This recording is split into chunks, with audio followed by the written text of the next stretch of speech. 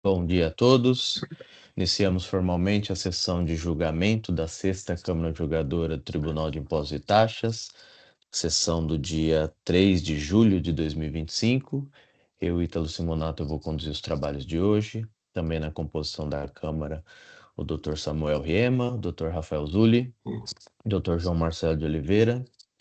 Também em sessão o Dr. André Pajardo, pela representação fiscal, além da presença dos colegas advogados, Dr. Fábio, Dr. Isabela, Dra. Ana Beatriz, que sustentaram oralmente suas razões recursais ou acompanharão o julgamento. Agradeço a gentileza dos colegas de prestigiar a Câmara no dia de hoje. Informo que essa sessão ela é gravada. Após seu término, será disponibilizada no canal do TIT no YouTube. Solicito, como sempre, brevidade e objetividade, tanto nas defesas orais quanto na leitura dos votos. Informo aqui de início a retirada de um processo de pauta, o auto de infração 4.136.179, pedido de vista do Dr. Samuel, que vai precisar aí de um pouco mais tempo para finalizar o voto. Eu vou retornar com esse processo para a agenda da pauta e já na primeira oportunidade possível a gente retorna para a pauta, tá? Doutor Samuel, acho que talvez você precise baixar esse processo, se ainda precisa acessá-lo, porque talvez perca aí o acesso, né? Perfeito, Tá bom? Obrigado, presidente. Imagina. Então, estou devolvendo aqui para a agenda da pauta.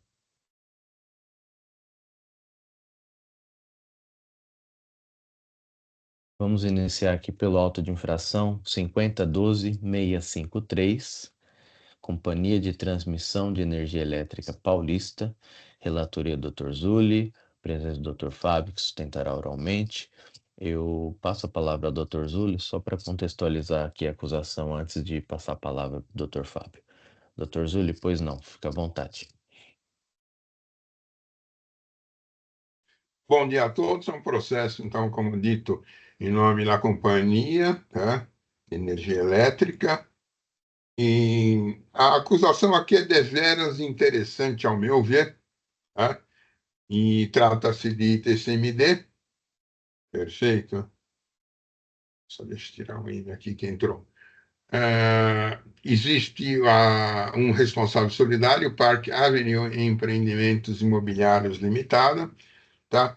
E a infração descrita, eu vou ler com vagar e precisão necessária, só vou omitir os valores. Deixou de pagar o ITCMD no montante de X em 4/8/18 por ter atribuído a doação de servidão perpétua e gratuita de passagem de linha de energia em parte do imóvel descrito na matrícula tal, cartório de registro de São José dos Campos, valor inferior ao praticado no mercado, conforme se comprova pelas cópias dos documentos juntados. Em 4/8/18 foi lavrada a escritura de instituição da referida servidão junto ao 19º Tabelionato de Notas de São Paulo, registrada a súmula 149 do livro tal, foi providenciada ata retificativa da referida escritura, fazendo constar da declaração inicialmente sob número tal, posteriormente retificada, corrigida a data do fato gerador. Sendo assim, consta que, através da referida declaração, foi recolhido o tributo sobre a base de cálculo no valor de X, referente à instituição de servidão. Tendo o ofício discordado acerca do valor no mercado indicado, foi instaurado o procedimento de arbitramento, dando origem à notificação número tal, e aqui o fisco detalha isso. A elaborada declaração retificadora de ofício e notificados interessados, não houve recolhimento até o presente momento. Esse é o teor da acusação, tá? Foi efetivamente dado prosseguimento ao processo, o contribuinte traz efetivamente fundamentada defesa, tá? Dá a descrição do que aconteceu, fala da retificação, e diz que as declarações que o bem objeto da doação consistem em uma servidão gratuita e perpétua de passagem de linha de transmissão, objeto da doação é a servidão, de acordo com a servidão corresponde a um direito atribuído ao concessionário de praticar na área por ela abrangida todos os atos de construção, manutenção, enfim, tá? Traz ainda a referência de lições do professor Eli Lopes Meirelles. Eu estou fazendo questão de ler, né, para contextualizar, para lembrar a servidão, a administração pública, ônus real, de uso imposto da administração particular. A servidão foi considerada com base no interesse público a fim de garantir a efetiva prestação de serviço, tá? E fala da ilegalidade perpetrada através do auto de infração, tá? As declarações e tudo, e da servidão gratuita. Argumenta ainda. Tem por objeto doação de servidão, de acordo com o decreto federal número tal, a servidão corresponde ao direito atribuído ao concessionário de praticar na área abrangida, fala o que é, transcreve lições de Eli Lopes Meirelles, fala da servidão em causa, tá? Irá chegar no ponto aqui que limita a incidência, aí diz o seguinte, a defesa, malgrado o entendimento da Cefaz, não deve prevalecer a cobrança hora impugnada, eis que a constituição de servidão para passagem de linha de transmissão não se enquadra na hipótese de incidência, isso é importante, do ITCMD contida no artigo 155, inciso 1º da Constituição Federal, que limita a incidência do imposto apenas quando ocorre a passagem jurídica da propriedade ou dos bens de direito e de uma pessoa para outra em caráter não oneroso, seja em razão de morte, doação ou mera liberalidade. Traz outras questões, perfeito, eu acho que efetivamente mantida em parte a acusação, tanto que nessa parte foi, desculpe-me, foi objeto de recurso de ofício, né? Houve conversão de diligência aqui, mas não é o caso de se aprofundar nessa questão, tá? E eu acho que bem esboçado o que consta do processo seria o suficiente para a realização de sustentação oral, que mais uma vez, aliás, como acabei fazendo ontem em superiores, eu, por uma dificuldade técnica que eu machuquei o braço, eu não estou digitando a sustentação oral. Mas, não obstante isso, ela fica gravada no nosso sistema em razão da gravação da nossa sessão. O senhor tem 15 minutos para isso. À vontade, doutor Fábio. Senhor presidente, senhor relator, demais juízes, representante fiscal, demais colegas, bom dia a todos. Eu falo em nome da CETEP, né, que é a Companhia de Transmissão de Energia Elétrica Paulista, e ela opera essas linhas de transmissão de energia que a gente vê tanto na cidade, né, com essas torres, quanto nas estradas. Aí. O que acontece? No caso em específico, a Parque Avenue, a Parque Avenue é quem constrói esses condomínios de alto padrão do Alphaville. Tá? Em São José dos Campos, ela adquiriu, a Parque Avenue, uma área de quase 750 mil metros quadrados.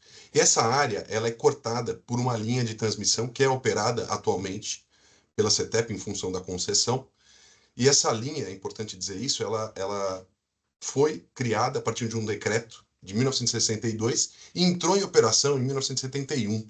Essa evidência a gente, inclusive, traz no processo. Tá? E a Parque Avenue, para delimitar essa área e se desincumbir do ônus de enfim, ter que pagar o IPTU, cuidar da limpeza e etc. e tal, ela instituiu em 2018 uma servidão em favor da CETEP, para que a CETEP, então, faça o gerenciamento dessa área e opere a linha de transmissão nesse trecho. Como eu falei anteriormente, a área total da Parque Avenue ela tem 750 metros e a área em que foi constituída a servidão ela tem aproximadamente 42 mil metros quadrados. Quando houve o registro da escritura de servidão no registro de imóveis, o cartório de registro de imóveis solicitou, né, exigiu o pagamento do TCMD por recomendação da Fazenda do Estado. E o que a Parque Avenue fez? Ela pegou o valor venal vou falar os valores, embora o relator não tinha mencionado, o valor venal à época indicado era de 44 milhões para toda a área, tá? De 750 mil metros. Então ela fez a proporção, pegou os 42 mil metros e chegou ao valor venal de 2 milhões e 500 mil reais. Apurou o imposto e fez o recolhimento. Houve uma retificação da declaração de TCMD para ajustar a data da doação, né? Porque ele colocou na declaração original como data da transmissão da declaração, e aí houve o ajuste para que fosse indicada a data da lavratura da inscrição da instituição da servidão. Depois disso, em 2022, o fisco discordou do valor atribuído, né? E ele arbitrou com base no valor de mercado, o que é, no mínimo, estranho, né? Porque a companhia ela não vai fazer especulação imobiliária, ela não recebeu a área, só houve uma cessão de direito. E houve lá uma discussão administrativa entre a Park Avenue e o fisco. A CETEP nem tinha sido notificada, ela só ficou sabendo do débito muito posteriormente e que já estava no seu conta fiscal, né? E travou a emissão da certidão. E aí veio a lavratura do auto de infração. A CETEP foi indicada como autuada e ela apresentou uma impugnação. Na impugnação, basicamente, o que se arguiu? Que não há fato gerador do imposto, uma vez que não há transmissão da propriedade. É só uma restrição de direito, né, para que haja a possibilidade da concessionária fazer o gerenciamento da linha e exercer as suas atividades. Em paralelo, a companhia ela contratou um laudo pericial para que, se o argumento da não incidência do imposto não fosse acolhido, pelo menos que não fosse observado o valor de mercado. E esse laudo ele foi conformado com base em normas técnicas da ABNT, normas técnicas do CAJUFA, que é o Centro de Apoio dos Juízes das Varas de Fazenda Pública, e do IBAP, né, que é o Instituto de Perícias Técnicas.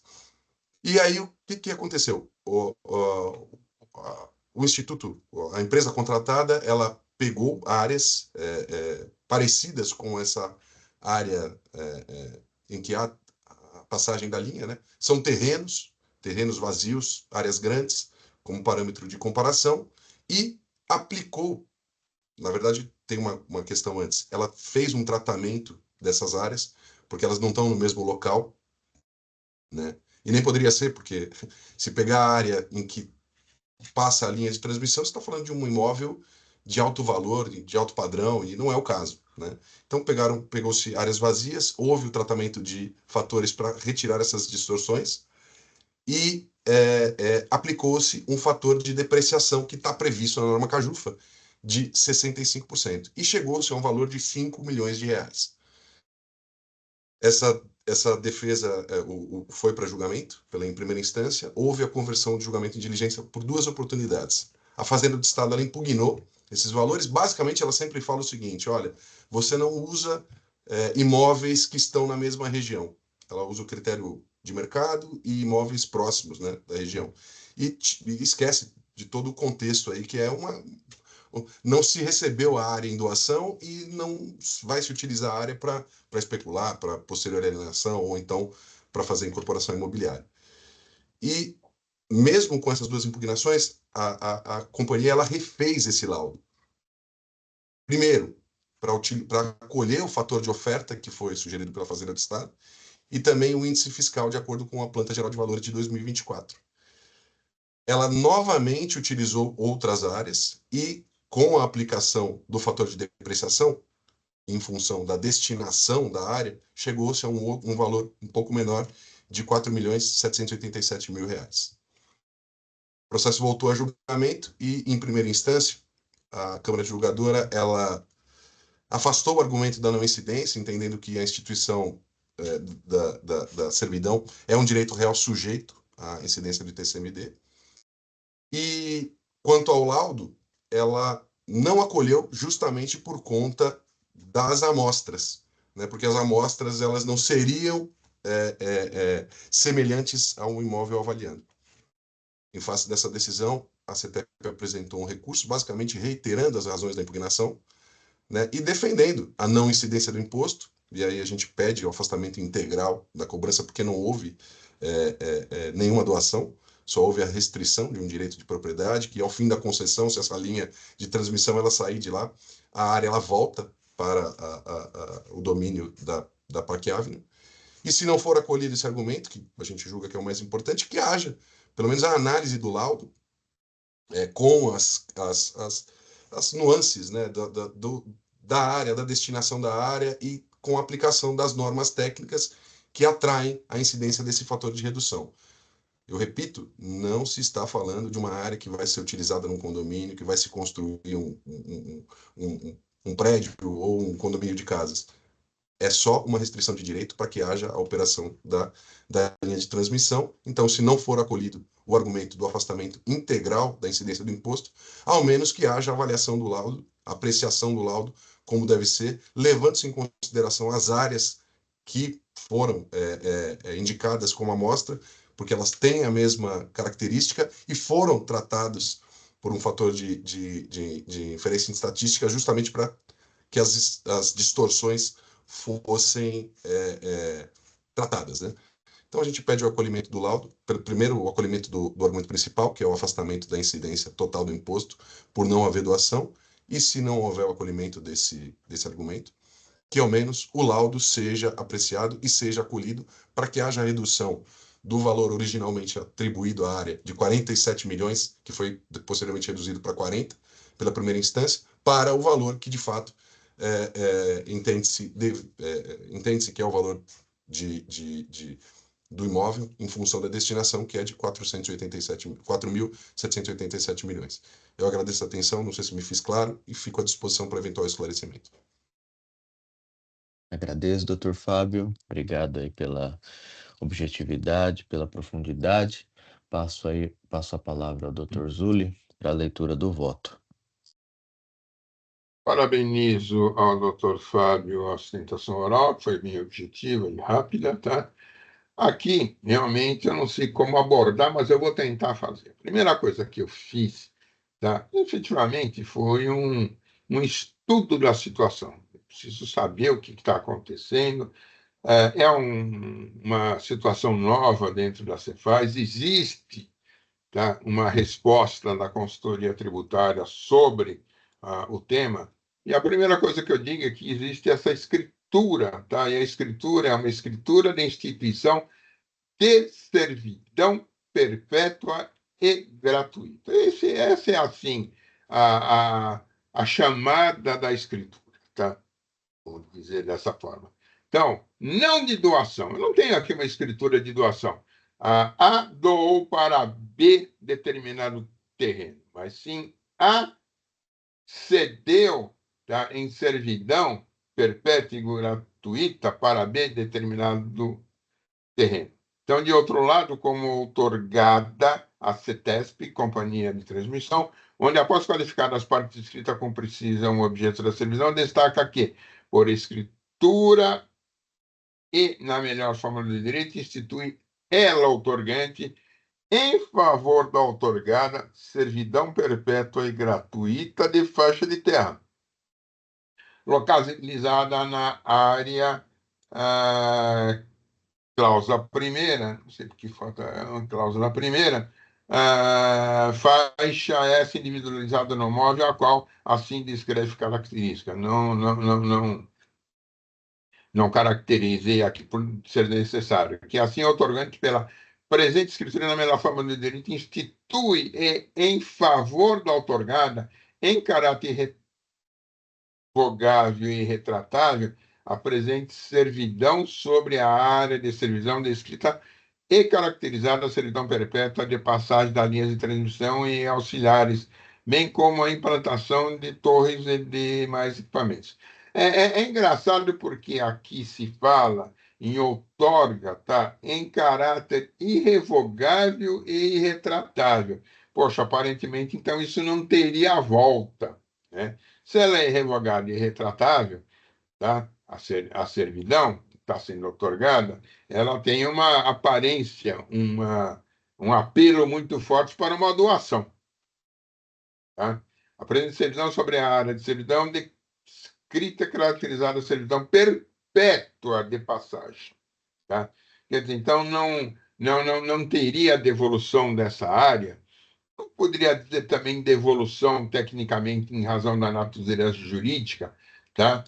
Dessa área, e dizer que isso se trata de uma doação, tá? Porque amanhã ou depois não existem mais as linhas, porque elas vão ser subterrâneas, ou elas vão ser por indução, e efetivamente, então não vai ter mais a linha lá em cima com as respectivas torres. Aliás, é muito interessante que aqui do lado de casa, tá, a Eletropaulo tinha, aqui na Chácara Clabin, ele tinha exatamente essas linhas que iam até e ultrapassavam a rodovia dos imigrantes, lá, Ricardo Jafé, e de repente tudo isso foi mudado. Tá? Não tem mais essas linhas, houve o aterramento das linhas por um outro caminho, para uma rua que pertence, lógico, à prefeitura, tá? E essa servidão, ou seja, esse terreno não tem mais aquelas linhas aéreas. Então, é meio assim estranho, né, dizer isso, tá? E aí, o outorgante, aquilo fala que a regra, quando eu tinha outorgante, eu já estava com o braço meio ruim, tá? Declara que institui referente a essa visão maneira gratuita, faltou o D. Epa, e eu revisei, hein? De maneira gratuita, atribuída à presente escritura apenas para efeitos valor de R$ 1, obrigando o outorgante por si seus a fazer presentes servidores sem a aprende boa e valiosa. E efetivamente ele vai. Cadê meu mouse? Está aqui. E aí vai efetivamente descrevendo, e eu transcrevi aquelas partes que entendi que bem caracterizava a escritura, o objeto da escritura, que é a servidão, tá? Analisei, então, vou resumir que o meu voto tem só 81 laudas, tá? Analisei o que a gente chamaria de institutos e diferenças existentes entre a doação e servidão. Ao meu ver, dois institutos jurídicos distintos. Nesse ponto, entendo necessário para essa análise e a partir de outra espécie de exame, naturalmente a questão relativa existente entre doação e servidão, ao meu ver, dois institutos jurídicos distintos, como eu declarei em meu voto, isso em razão de considerarmos os diversos institutos que envolvem a propriedade de um bem, posto que muitas vezes torna-se necessário que a propriedade sobre um imóvel incida ou ocorra determinada limitação para que o direito de propriedade possa ser exercido com alcance devido. Ainda não se pode deixar de lado que questões de conceito de propriedade ou mesmo de posse direta ou indireta. Não ingressei aqui nem aprofundei na questão da posse direta e indireta e faço essa análise. Eu digo então que surge nesse sentido a figura jurídica da servidão, onde, muito embora não ocorra a transmissão de propriedade, ela regula situações relativas ao direito real sobre o imóvel. Assim, pode-se dizer que a servidão pode ser considerada existir um direito real sobre a coisa alheia, nascida de um negócio jurídico com registro de imóveis, em cartório de registro de imóveis, que vincula os dois prédios vizinhos, contíguos ou não, de proprietários distintos, de maneira que limite a propriedade de um e aumente a utilidade do outro, extinguindo somente com o seu cancelamento. Difere, portanto, nesse ponto da doação, a qual corresponde a ato de dar ou transferir algo, um bem material a outra pessoa, instituição ou causa, sem a respectiva recompensa direta. Neste ponto, lembro aqui meu velho mestre Washington de Barros Monteiro, na São Francisco, né, que fala na sua obra Curso de Direito Civil, Direito das Coisas, volume 3, né? Eu tenho o original assinado pelo meu amigo. Tá, e diz o seguinte: o Código Civil adjetiva as servidões como vocábulos prediais, a fim de distingui-las, servidões pessoais, usufruto, uso e habitação, outros direitos reais sobre as coisas alheias e disciplina pela legislação dos capítulos imediatos. O qualitativo constitui, porém, resíduo inócuo da terminologia tradicional. Servidões prediais, ou mais simplesmente servidões, como faz sentir José Mendes, são os direitos reais mais antigos, talvez os únicos existentes ao lado da propriedade no primeiro jus civile dos romanos. Define como restrições impostas, e fala em restrições impostas a um prédio para uso e utilidade de outro prédio pertencente a proprietário diverso, sua teoria no dizer dessa Pereira das mais embrulhadas na doutrina, norteia-se por vários princípios clássicos. Primeiro é o seguinte: nulle res sum serviti, não há servidão sobre coisa própria. Efetiva servidão tem como pressuposto a existência de dois prédios distintos ou servientes dominantes. O primeiro é aquele que sofre a servidão em benefício do segundo, qui servem debate. Priva o proprietário daquele de certos poderes inerentes ao domínio em proveito deste.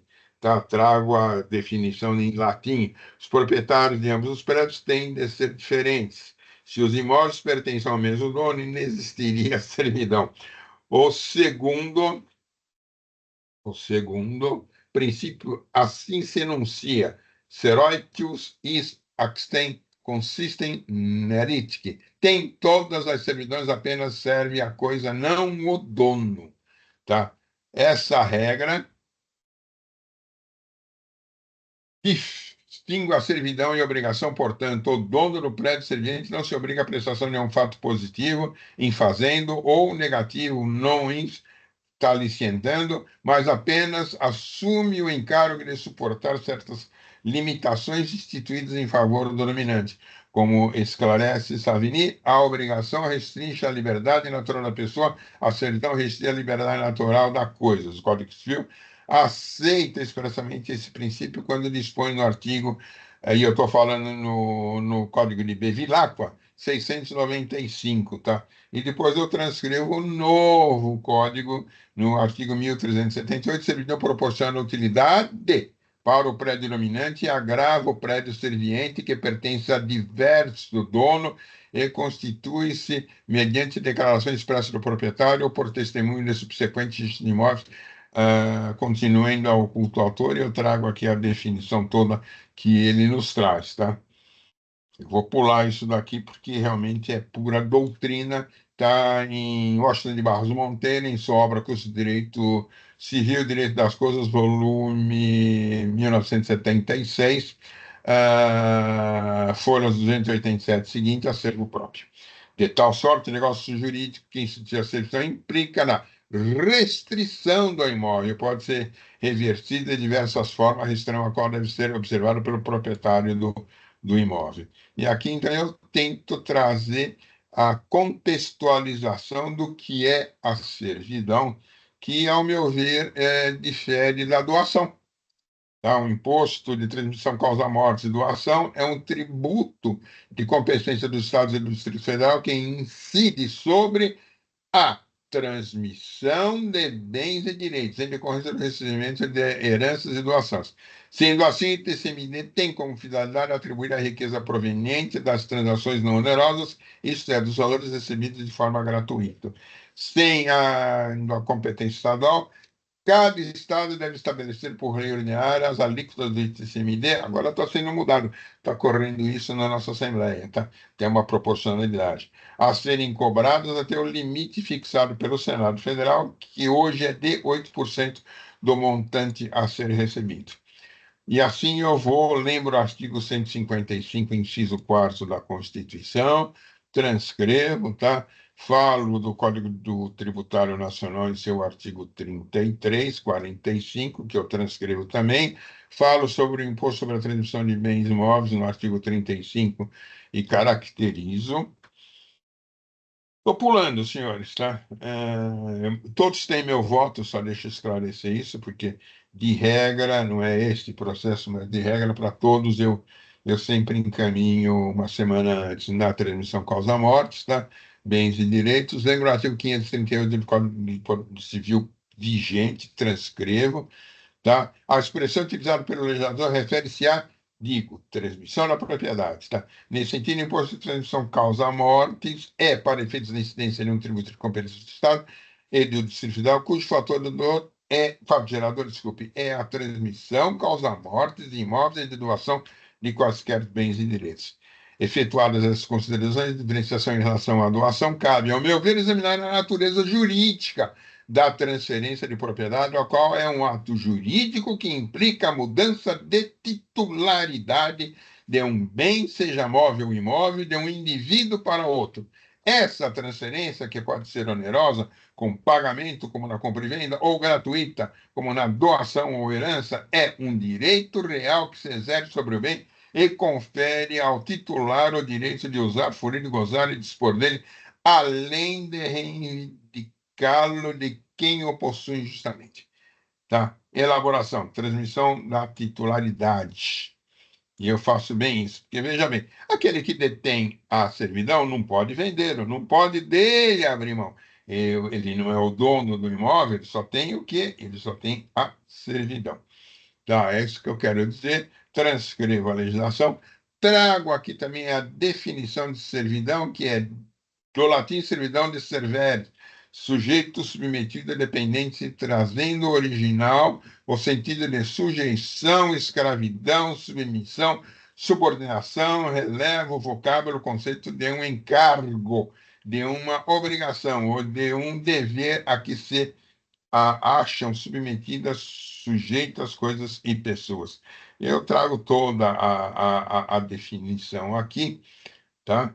Ela é longa e essa definição foi extraída de um livrinho que eu gosto muito, tá também no meu acervo, que é o Vocabulário Jurídico de Plácido de Silva, porque ele é bem objetivo, claro, tá? Está no volume 4, de Q a Z, Verbete de Servidão, Forense, 1978, Rio de Janeiro, exemplar, 4.983, também acervo próprio, folhas 1442. Aproveito a mesma obra, folhas à frente. Interessante também observar que o conceito de transmissão, que transmissão do latim é transmitir, enviar de um lugar para outro, passar, transportar, em sentido amplo, entende-se ato da ação, efeito de transmitir coisas, fazendo passar de um para outro lugar ou do poder de uma para outra pessoa. Então, na servidão, nós não temos essa característica, tá? Só deixa eu justificar aqui. Essa característica, tá? De doação, coisa parecida, tá? Transmissão de propriedade. Trago aqui também, no mesmo de Plácido de Silva, o conceito de transmissão de propriedade, transcrevo. Surge, então, a dúvida. Diferença entre posse e propriedade. Fala um pouquinho sobre a diferença entre posse e propriedade, tá? Eu fiz um estudo há muitos anos atrás, quando eu estava na prefeitura ainda, lá na Procuradoria, sobre a diferenciação, porque nós tínhamos problemas exatamente sobre a posse e sobre os outros dois institutos, que é a propriedade, principalmente a questão da relação da posse direta e da posse indireta, porque é coisas que ocorrem muito ainda hoje, tá? Nesses terrenos invadidos e tudo. Mas eu não entrei, não desci em detalhes em relação a essa questão da posse direta e indireta, mas eu falo bem sobre isso. Eu vou pulando só porque eu estou trazendo aqui a ideia central, tá? E digo ainda assim, se não ocorre a transmissão de propriedade, por consequência, não há de se falar na ocorrência do fato gerador do ITCMD, posto que o artigo 2º da lei faz referência expressa a o imposto incide sobre a transmissão de qualquer bem ou direito havido por sucessão, por doação. Tá? Eu transcrevi todo o artigo, mas eu não vou ler. Tá? Falo ainda na questão da incidência da 10.703, tá? Que repete exatamente essa contextuação. Vou descendo, que aqui eu estou analisando a lei. Posse indireta e indireta, aquilo que eu disse, eu falo bem rapidamente, e só trago as características do que é posse direta e imposse indireta, todavia a resposta. E aí eu lembro aqui tá a questão da resposta da consultoria tributária, e digo, todavia a resposta da consultoria tributária, da Secretaria da Fazenda do Estado de São Paulo, resposta à consulta tributária número 2079M1-2019, de 26 de fevereiro de 19, publicado no site da Cefaz no dia 27 de 2 de 19, está modificada a resposta à consulta, ela faz o seguinte, ó, instituição de servidão de passagem a título oneroso, incidência da base de cálculo, transmissão de direito, servidão de passagem por doação a título não oneroso, encontra-se no capítulo tal, a base de cálculo de semicida na transmissão causa morte ou doação inter vivos do imóvel direito a ele relativo ao valor venal do bem, no caso de estar abrangido disposto no artigo 9, 10 e 13 da lei, a base de cálculo corrente no mercado, e aquilo que se discutiu na segunda parte da sustentação oral, né? Ressalvada a revisão do lançamento, e aí ela relata e fala uma coisa interessante aqui, relato. Vou ler o pedido, na verdade, tá? O consulente, tabelião de notas, requer parecer sobre a incidência do ITCMD sobre a instituição gratuita de servidão de passagem, artigo 1225, inciso 3º do Código Civil, e sobre a base de cálculo para a servidão de passagem que se estabelece entre imóvel serviente, área total e o dominante, considerando ser o imóvel serviente está avaliado em tanto. Explica que a escritura não foi lavrada porque as partes alegam que deve ser considerada como base de cálculo do ICMS no do ITCMD número tal, servidão. Em considerando que o direito de usufruto ou casos, e aqui ele vai explicando, tá? E aí ele fala, aduz as partes, reforçam que não se trata de doação de parte do imóvel que permanecerá na sua totalidade sob o domínio do outorgante. Trata-se de autorização perpétua para o acesso ao imóvel. Interpretação. Aí vem a consultoria tributária e diz: o imposto sobre transmissão de causa-mortes, a doação de quaisquer bens, incide a transmissão de bem ou direito à vida, entre outras formas, por doação. Por sua vez, a servidão é um direito real de gozo sobre a coisa alheia, encontrando-se previsto no artigo 1378 do Código Civil, servidão proporciona utilidade do prédio. Não vou ler tudo. Ensina Fábio Coelho, curso de Direito Civil, Direito das Coisas, Direito Autoral. Está aqui, o primeiro critério de classificação de servidão será separa-se em oneroso ou gratuita. Na servidão ou gratuita, só deixa eu separar o aqui do gratuita. Na servidão onerosa, a título de prédio dominante, paga ao servinte uma contraprestação em dinheiro pelo direito real. Gratuita, por sua vez, a servidão que em nenhuma remuneração é devida. Tá? Então, ele define as duas. Portanto, aqui no sentido da instituição da servidão por... E aí a consultoria fala, portanto, no caso aqui em estudo, a instituição de, vou parar bem devagar aqui, servidão por doação. Quando eu li servidão por doação, isso me soou muito estranho. Como é que eu vou doar uma servidão? Quer dizer, eu recebi um imóvel em servidão, eu pego essa servidão e dou para B. Eu, X, recebi de A uma servidão e vou doar a servidão. Me pareceu muito estranho essa expressão, instituição de servidão por doação, por se tratar de uma transmissão de direito real sobre imóvel realizada pela liberalidade de seu proprietário ao dono do imóvel vizinho, sujeita-se em tese, diz a consultoria, em tese ao ITCMD, uma vez que se insere no campo de incidência desse imposto. Em cima que era no caso de transmissão, mas tudo bem. A lei estabeleceu ainda a base de cálculo e eu transcrevo aqui a íntegra da consulta, ele faz referência ao artigo 14, a consideração e tal, não vou ler. A resposta da consulta foi aprovada pela consultante, resposta modificada, mas em seus efeitos, né? Tá, consulta, mas não altera o teor, só a questão da avaliação, tá? A interpretação, ele volta a dizer, olha, doação de qualquer bens e direitos sobre a transmissão, sempre sobre a transmissão, tá? Essa parte eu acho que eu posso pular, porque é mais da respectiva. Faltou um R aqui. Isso me dá ruim para digitar. Doação. Perdão. transcrevi a parte modificativa, tudo que diz, na instituição de seleção, base de título de onerosa, incidência, base de cálculo, transmissão de direito real, diz a consulta, tá? Perfeito.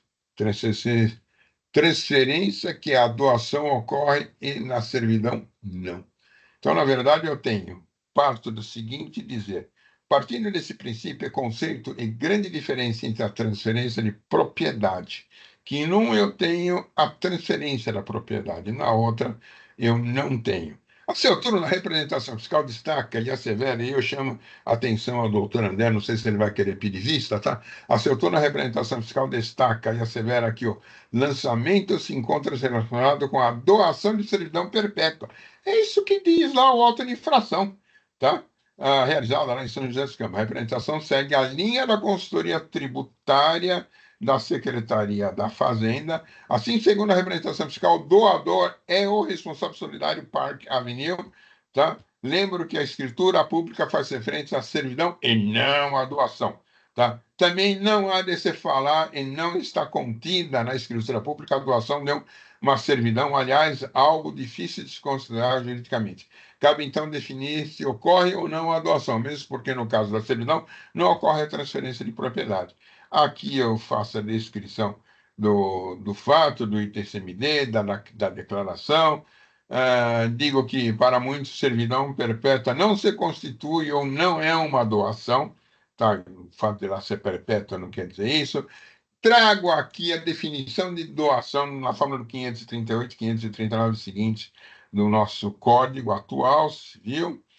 Tá? Transcrevo para conhecimento das partes. A sua vez, a servidão perpétua, também conhecida como servidão predial, é um direito real que impõe-se uma regra a um imóvel, prédio serviente, em benefício de outro imóvel, prédio dominante, de forma que esta restrição perdure indefinidamente. Esse tipo de servidão é caracterizada por duração indeterminada, ou seja, não tem prazo fim e possui as seguintes características base.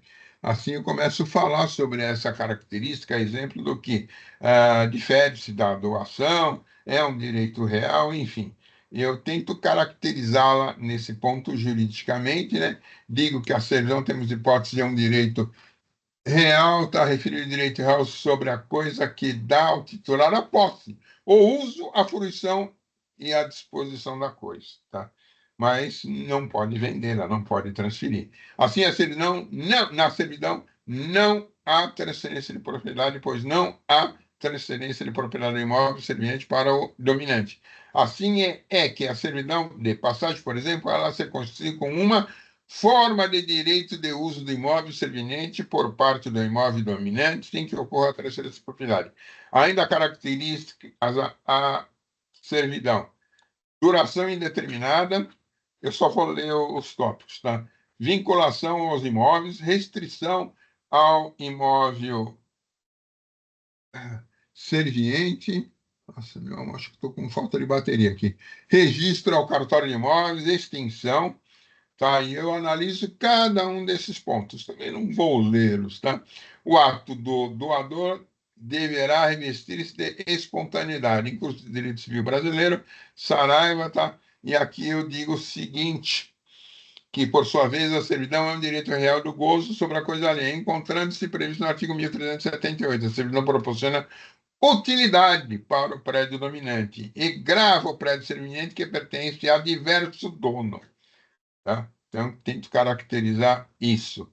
Transcrevo a legislação, retorno a resposta da consultoria tributária, tá? Com aquelas questões que eu já mencionei, e falo, pode considerar que não houve contrapartida financeira, é uma das coisas que faz referência à consultoria tributária. Tá?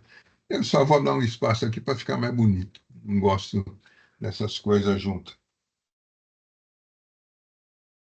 Falo da interpretação novamente, desço a detalhes dessa interpretação, tá? E vou chegar ao fim nesta parte. Digo, veja-se no caso da consultoria tributária da Secretaria da Fazenda, entendeu por não haver não haver incidência se não há transmissão de propriedade. Poxa, só que ela está falando que na servidão há incidência do imposto, né? Tá? Transcrevo outra vez só para poder contextualizar e não voltar lá em cima o 1378 do Código Civil, tá? O termo de extinção do direito compreende-se de dois modos. Eu digo primeiro que é o subjetivo, em que se dá mera desvinculação ou descumprimento de um direito do seu titular correspondente. Manuel Domingos de André fala em desligação do direito com a quebra do anexo ou enlace preexistente entre o direito da pessoa de seu titular, quando se põe fim à servidão, né? O segundo modo é que é propriamente o de uma extinção do direito de ser objeto, isto porque ocorre já em destruição de um objeto material do direito, por exemplo, o automóvel aniquilado pelo fogo, erosão destrutiva de um imóvel, ou de a destruição, abandono da coisa, enfim. Tá? Lembro também aqui a lição de Carnerucci. Tá? Portanto, diferente da doação, a servidão pode ser extinta. Efetuada essas considerações de diferenciação, mudança de titularidade, a interessada, como visto no seu relato, alega que sobre a servidão de passagem não haveria incidência do ITCMD. Aqui eu faço referência a isso, tá? E neste ponto, então, vou à minha conclusão. E é aquilo que eu falei, eu separei em duas partes. Nesse ponto, concluindo pela não incidência do imposto, posto que não configurada a hipótese de incidência do ITCMD, no caso da constituição de uma servidão de passagem, restando, portanto, a serem analisados os reclamos quanto à base de cálculo e arbitragem do valor do imóvel, o que possa efetuar, acaso vencido nessa conclusão de não incidência do imposto. Na parte seguinte, eu transcrevo a acusação para poder identificá-la aqui, tá? Faço as anotações e digo, quanto ao recurso de ofício, eu estou negando o provimento ao recurso de ofício, tá? Até não seria uma consequência, mas examinando o objeto, a ocorrência, e o próprio parecer da representação fiscal, assim eu concluo e digo, nesse sentido, conheço o recurso de ofício, concordando com o parecer da representação fiscal, a ele nego o provimento. Acredito até que, diante daquela minha primeira conclusão, isso se torna um pouco inócuo, tá? Manter ou restabelecer. No recurso ordinário, eu falo efetivamente da questão da avaliação, e não obstante todas as colocações, examinando o conteúdo do processo, as diligências, mudanças realizadas, eu estou de acordo com a avaliação que foi feita, tá? Então, a minha conclusão é recurso de ofício, a ele negar provimento, mantendo assim a decisão recorrida. Recurso ordinário, conheço do recurso e a ele dou provimento para acatar o argumento correspondente à não incidência do ITCMD, na hipótese de concessão de servidão de passagem, acaso vencido, adianta meu voto no sentido de manter a decisão recorrida para considerar correto arbitramente o valor atribuído e o calculado pelo fisco, bem como mantendo a responsabilidade solidária. Eu datei, 3 de julho. É assim que eu voto. Então, eu dividi a minha fala, o meu voto, em duas partes. Se há ou não incidência, eu concluo que não há, porque não há transmissão de propriedade. Eu acho que eu tenho a ausência daquilo que é o principal na regra da lei, transmissão de propriedade. Segundo, acaso eu seja vencido nessa minha conclusão, porque chama ela de minha conclusão, isso, na verdade, eu estou acatando, na forma como posto no próprio recurso, como quase que uma espécie de preliminar em relação à incidência ou não do imposto. E aí sim, então eu analiso a segunda parte, eu acho que o lado como foi efetuado, revisto, tudo, ele efetivamente está reproduzindo aquilo que seria a realidade do valor. Nobres pares, é assim que eu voto, tá? Desculpe-me as 80 e tantas laudas que tinha só meu voto, tá? É o meu entendimento, é o meu sentimento por aquele pouquinho que eu conheço do direito civil, tá? Muito obrigado. Adeus, doutor Zuli. Em debates, pergunto à ilustre representação fiscal, doutor André, tem alguma questão? Bom dia. Aqui eu uso divergir aqui porque a representação fiscal entende que há incidência do ITCMD, né? Conforme já nos manifestamos anteriormente no nosso parecer, né? Então a gente entende que incide em ITCMD sobre qualquer direito, né? Inclusive o direito real de uso aí no caso dos autos. Então, eu peço licença aqui para só reler aqui o nosso parecer no que tange a este ponto, né? Então, assim, ó, primeiramente, o autuado alega que, sobre a doação de servidão, de passagem, não haveria incidência do ITCMD, sem razão. O ITCMD é um imposto de competência estadual com fulcro no artigo 155 da Constituição Federal. O Código Tributário Nacional, ao regulamentar o ITCMD, disciplina no seguinte, artigo 35, que a transmissão a qualquer título de direitos reais sobre imóveis, né? No Estado de São Paulo, o TCMD foi instituído através da Lei 10.705 e segue abaixo o parágrafo 2º. A transmissão de propriedade ou domínio útil de bem imóvel e de direito a ele relativo. Então, como se vê acima, a legislação tributária determina a abrangência do ITCMD sobre a transmissão de qualquer direito relacionado ao bem imóvel. Assim como a servidão de passagem constitui um direito real de uso sobre o imóvel alheio, a sua doação está sim abrangida pelo ITCMD. E neste contexto é interessante mencionar que os interessados até apresentam a declaração de ITCMD antes de ser iniciado o procedimento de arbitramento do valor, né? Então, assim, a gente entende que há sim a incidência do ITCMD nesse caso. Perfeito. Você está pedindo preferência? Vai juntar o parecer?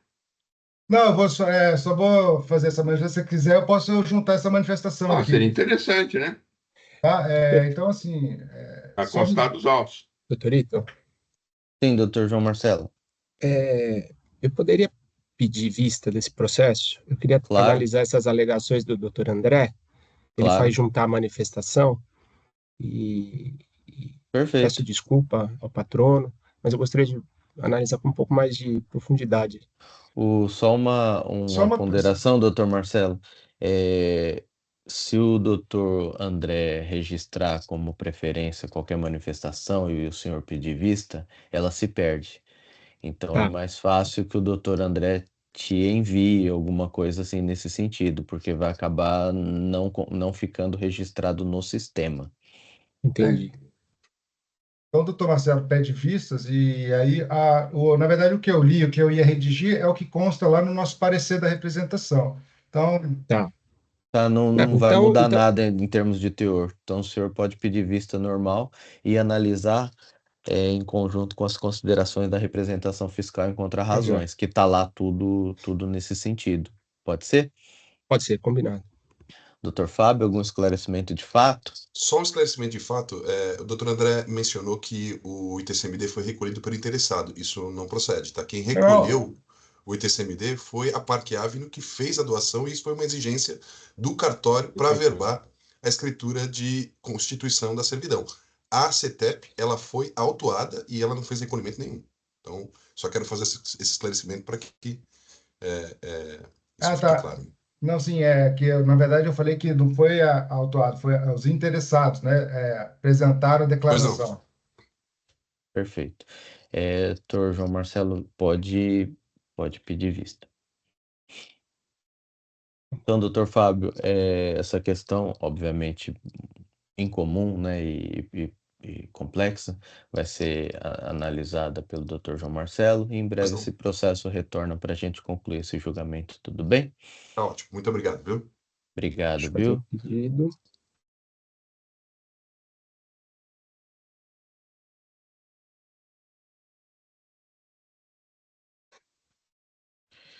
Concedida vista ao Dr. João Marcelo. Quando Obrigado. do retorno, a gente conclui essa discussão, tá bom? Dr. Samuel, vai aguardar? Sim, Perfeito. perfeito. Então, encerra esse julgamento aqui. Também vou aguardar e depois a gente retoma.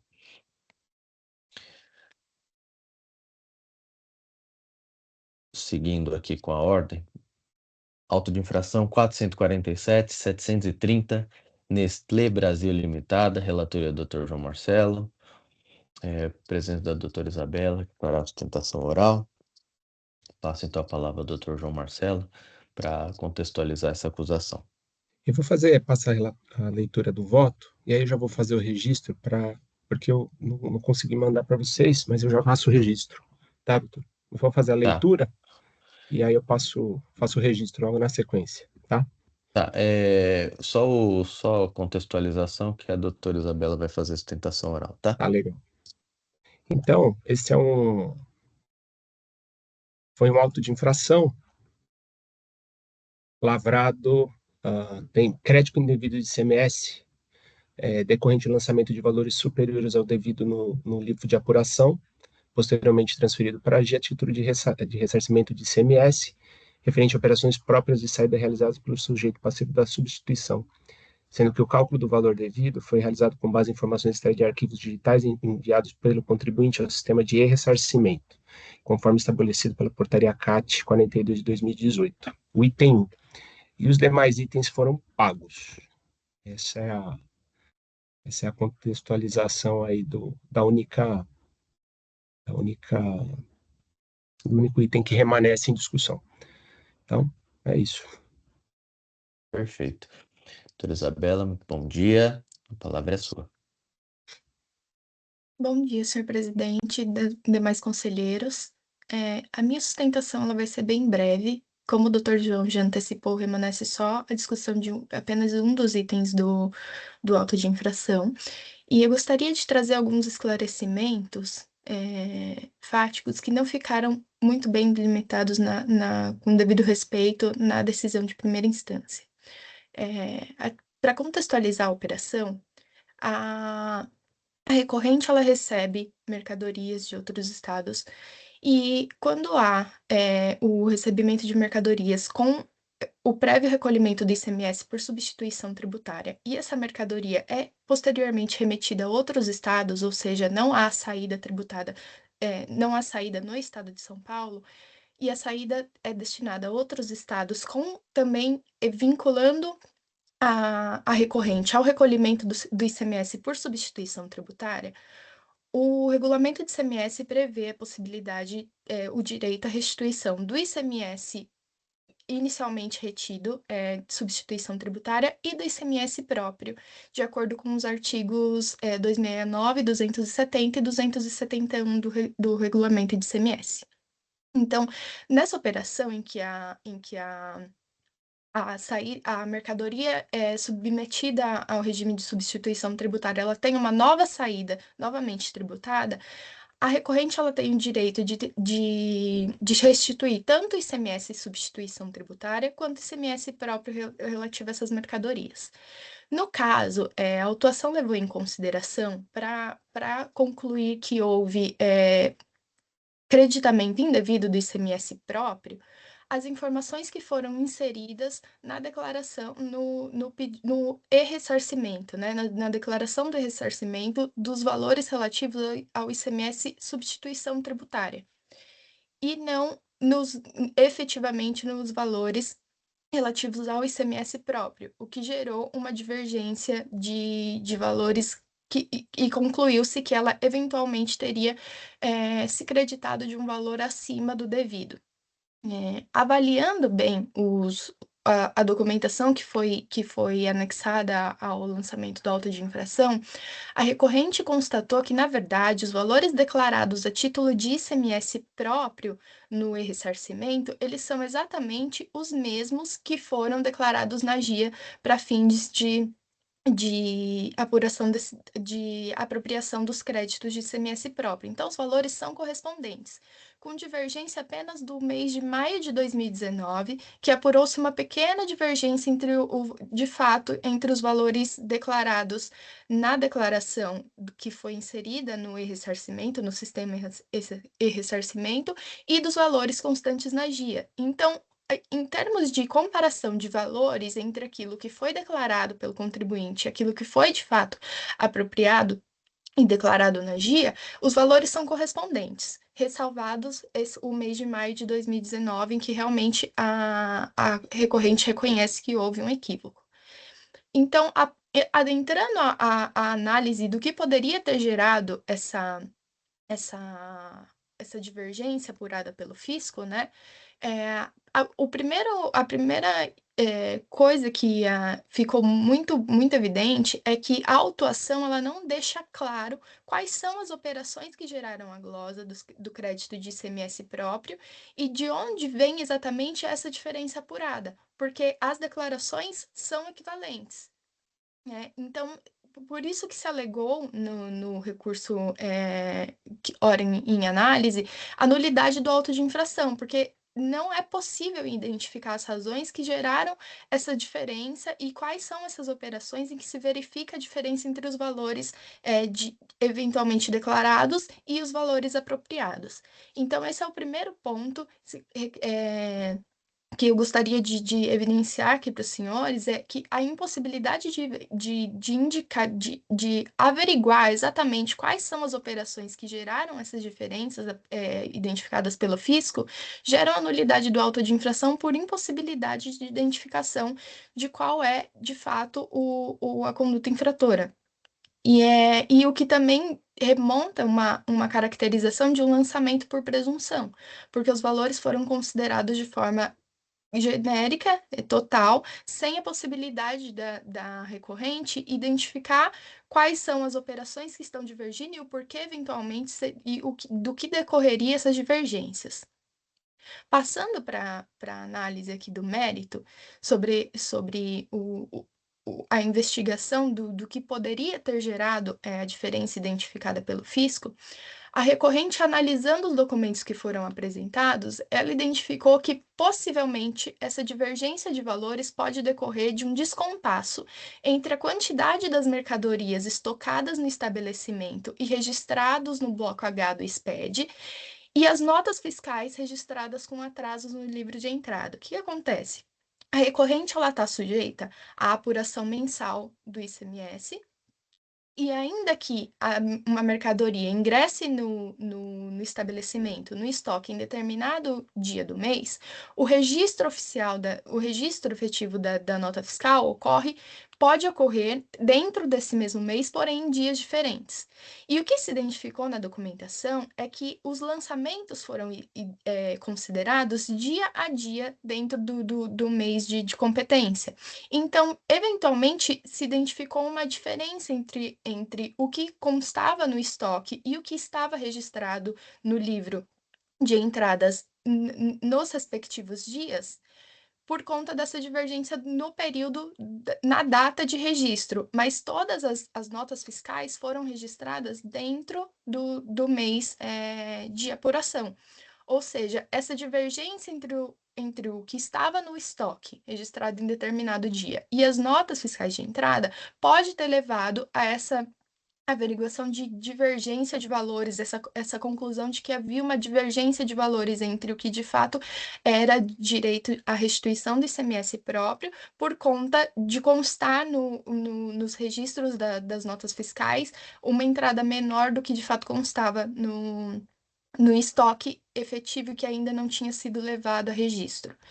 Então, esse é um dos pontos de importante averiguação, e por mais que isso tenha sido trazido amplamente pela recorrente nos autos, e o feito tenha sido submetido a uma primeira diligência para análise da documentação, esse ponto não foi considerado porque levou-se em consideração apenas o fato de que a divergência identificada pelo fiscal levou em consideração apenas os registros do e-ressarcimento e não efetivamente o que constava no estoque.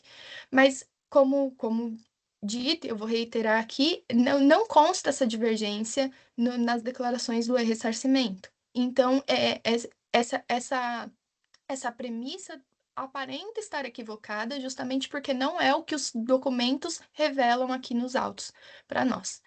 E seguindo essa lógica, um ponto importante a se destacar aqui é que, ainda que houvesse, de fato, essa divergência entre o que foi declarado no sistema do ressarcimento, esse sistema ele é dedicado à análise e apuração dos valores de créditos relativos ao ressarcimento do ICMS substituição tributária, e não do ICMS próprio, que é regido pelo artigo 271 do regulamento do ICMS. Então, não poderia ser utilizado o ressarcimento como uma base para apurar, de fato, qual era o valor a título de crédito de ICMS próprio que a recorrente teria direito a apropriar no período autuado. Porque o ressarcimento, né, que é determinado pela portaria CAT 42, ele se dedica especificamente às operações relacionadas ao ICMS substituição tributária. Em que pese isso tenha sido também trazido pela recorrente nos autos, a decisão recorrida, ela desconsiderou o argumento da recorrente, entendendo que o artigo 271 ele seria insuficiente para regulamentar a forma de apropriação dos créditos de ICMS próprio. Então, por isso seria possível a utilização do regramento estabelecido na portaria CAT para essa finalidade.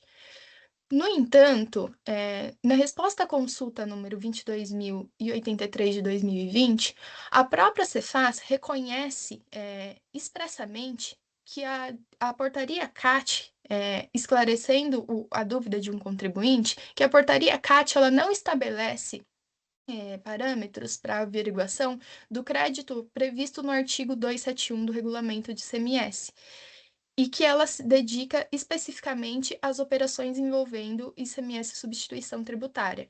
Então, a partir dessa conclusão, tem-se que as apurações registradas no ressarcimento, elas, ainda que houvesse uma divergência, não poderiam ser a única base para a constatação de eventual creditamento indevido por creditamento a maior do ICMS próprio.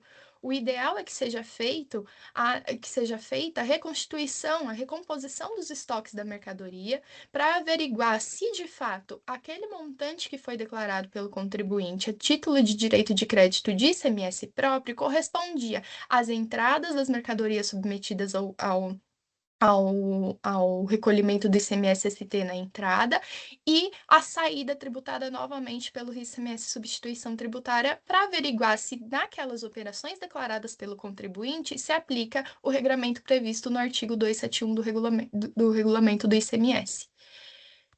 Além disso, entende-se que, diante da divergência entre o que foi demonstrado nos documentos que foram colacionados aos autos e a conclusão da decisão recorrida, o ideal seria uma nova conversão do feito em diligência, para que fosse necessariamente averiguada a questão do estoque, realizada a recomposição do estoque para averiguar justamente isso. O que de fato entrou com destaque do ICMS substituição tributária, saiu com novo destaque de ICMS substituição tributária e se enquadra na possibilidade de restituição de ICMS próprio do artigo 271, para aí sim averiguar se houve ou não creditamento em valor superior ao que a contribuinte tinha de direito. Esses são os pontos que eu gostaria de trazer para análise dos senhores, e é com isso que eu peço o provimento do recurso para reconhecer o direito do contribuinte ao creditamento do valor total que foi declarado em dia, ou, se houver, de fato, dúvidas entre o direito ao valor que foi declarado em dia, que seja determinada a baixa do feito em diligência para averiguar e realização da recomposição do estoque no período autuado. Muito obrigada. Agradeço, doutora Isabela. Obrigado pela sustentação oral. Devolvo a palavra ao doutor João Marcelo. Obrigado, doutor Ítalo. Vou passar a leitura, então, do voto.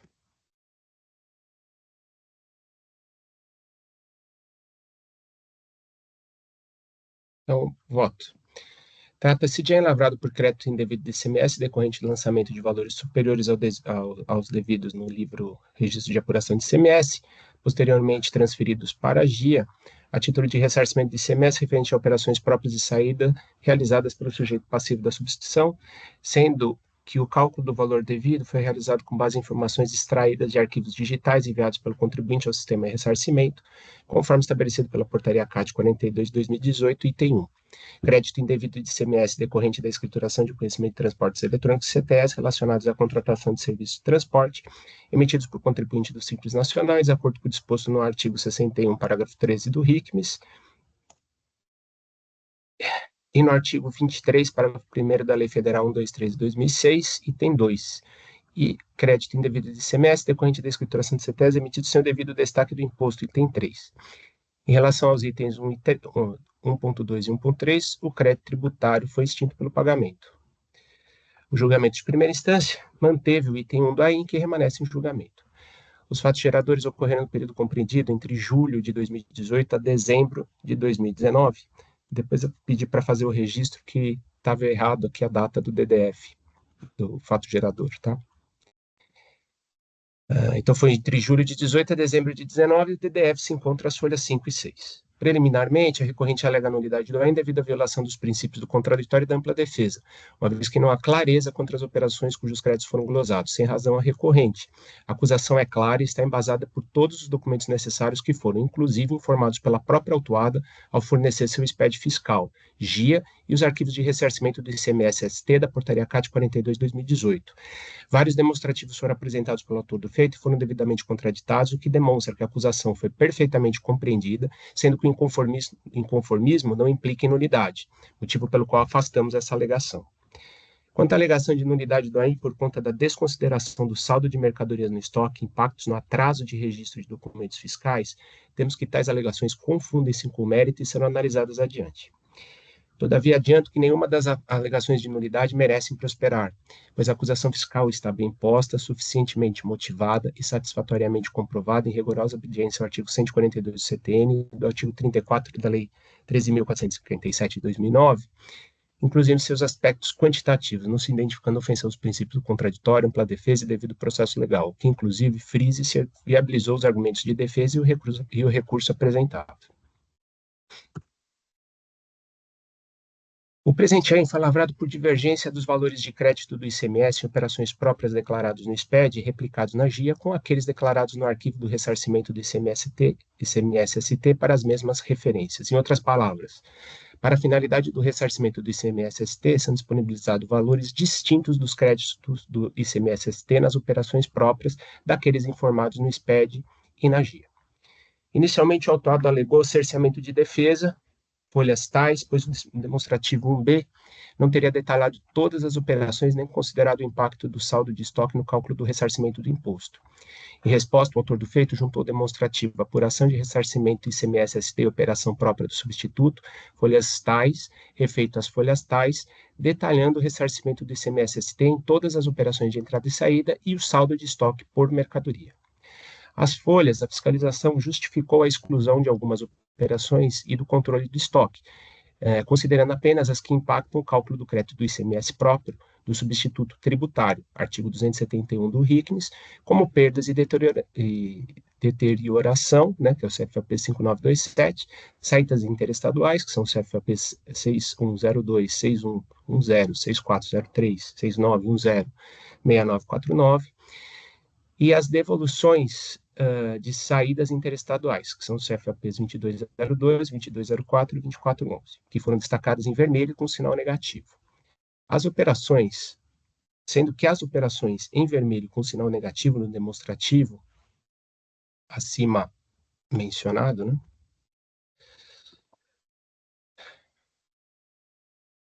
não foram desconsideradas, ao contrário do que alega a recorrente, mas representam operações registradas com valor negativo para anular os efeitos da operação original no cálculo do ressarcimento.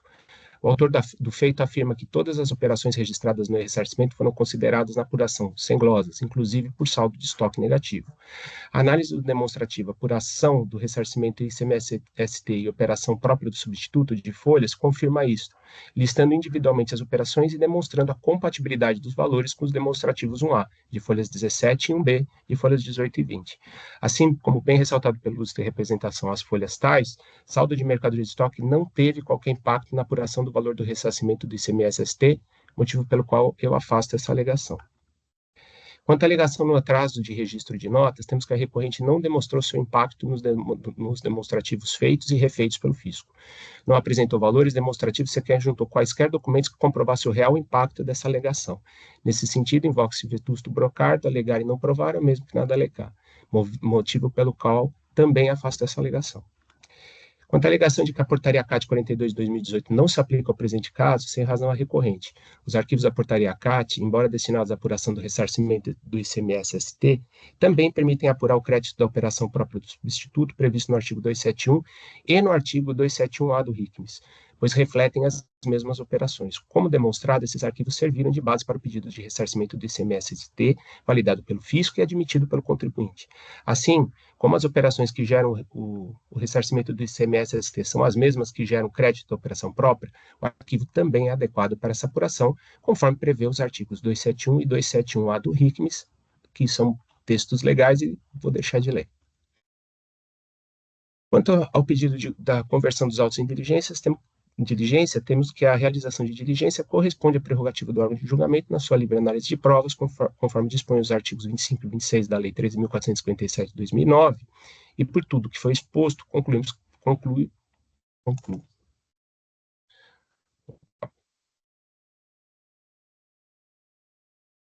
que o presente feito está em condições de julgamento, de forma que afasto o pedido da diligência pleiteada.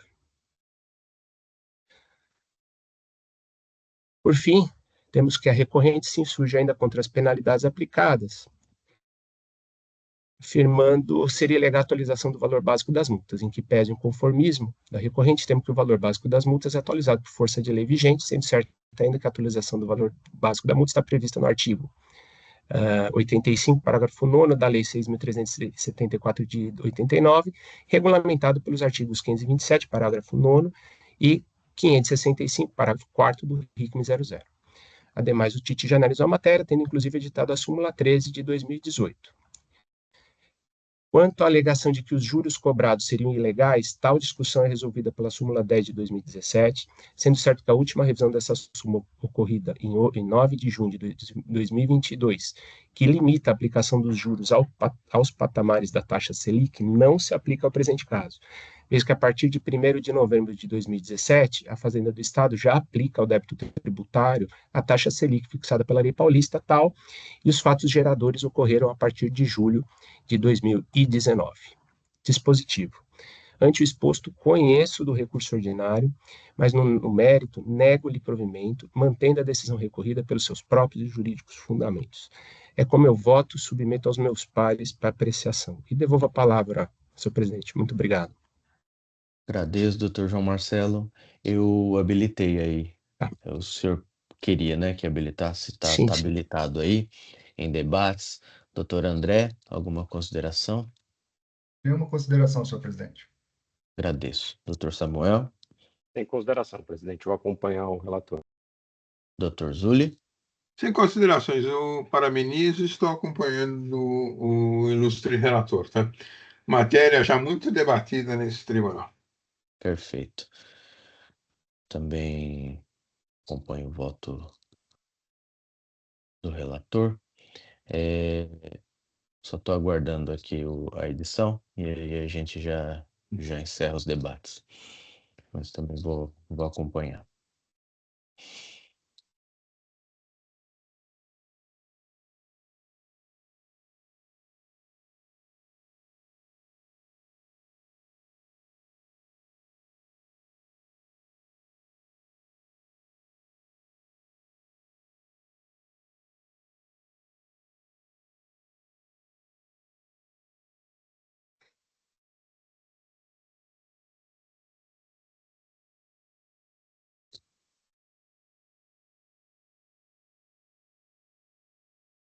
Feito o registro, senhor presidente. Agradeço, encerro os debates e faço a verificação do quórum.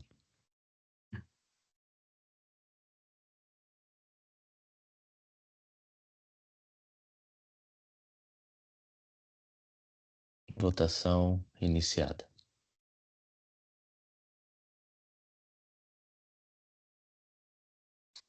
Todos votaram? Encerro a votação, prevalecendo o voto do relator, que conheceu do recurso e negou o provimento a ele. Foi assim que votado. Agradeço, doutora Isabela, pela presença. Obrigado, doutora. Cesse o julgamento.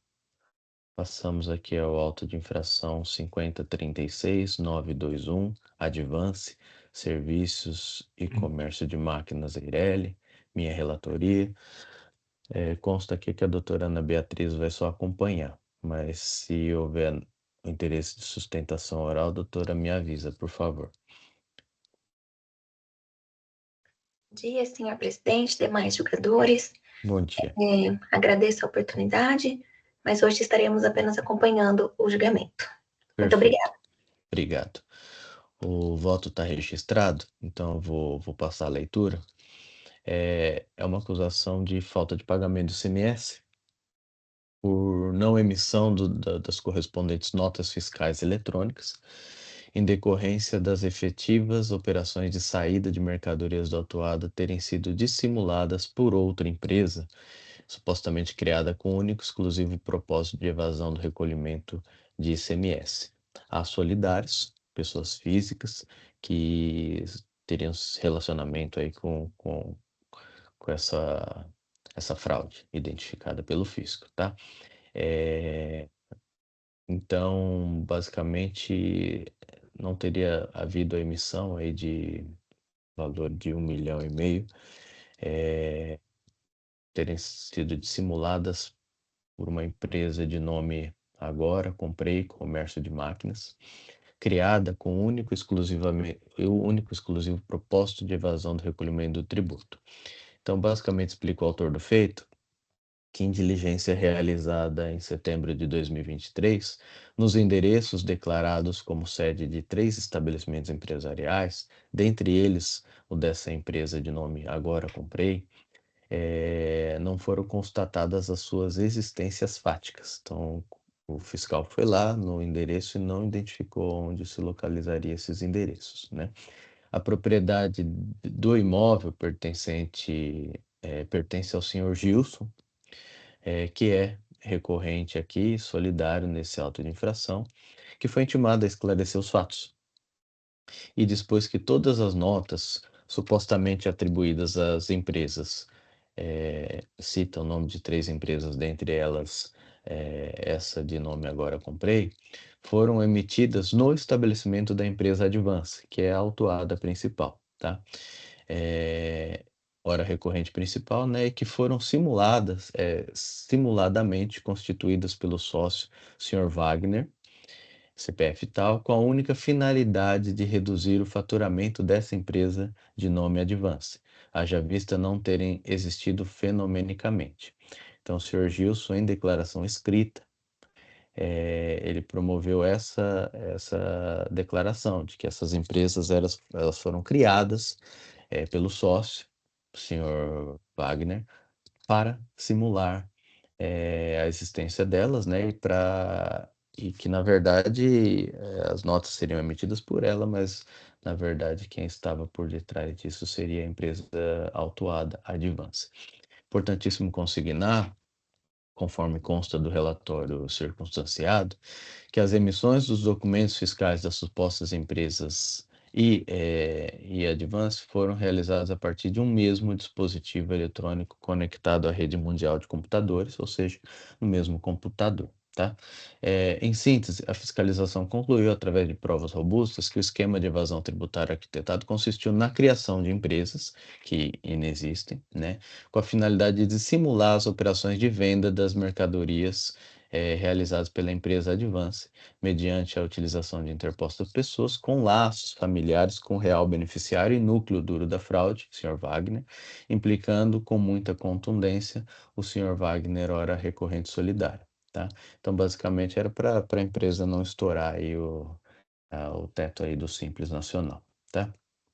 Em relação ao outro solidário, o senhor Gilson, conclui o relatório circunstanciado que o apoio técnico para a operacionalização do estratagema foi realizado pelo senhor Gilson, que era contador da empresa, tá?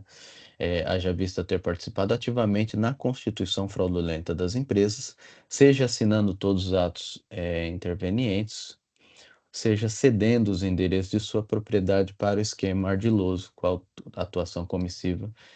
cuja atuação comissiva foi objeto de confissão declarada à fiscalização.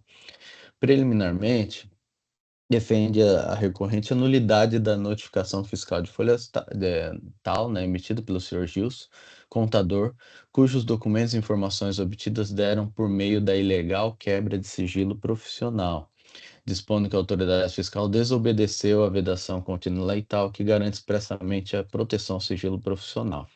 Eu digo que é um argumento até ofensivo dentro dessa lógica intelectiva, né? Eis que o próprio Código de Ética Profissional do Contador prevê que, dentre os deveres do contador, está guardar sigilo, ressalvado quando solicitado por autoridades competentes. E antes disso, até 30 de 5 de 2019, a resolução CFC 803, posteriormente revogada, previa que era dever do profissional contabilista guardar sigilo sobre o que souber em razão do exercício profissional lícito. Tem-se por óbvio que o dever de sigilo A1 não albergue ilicitudes. A2.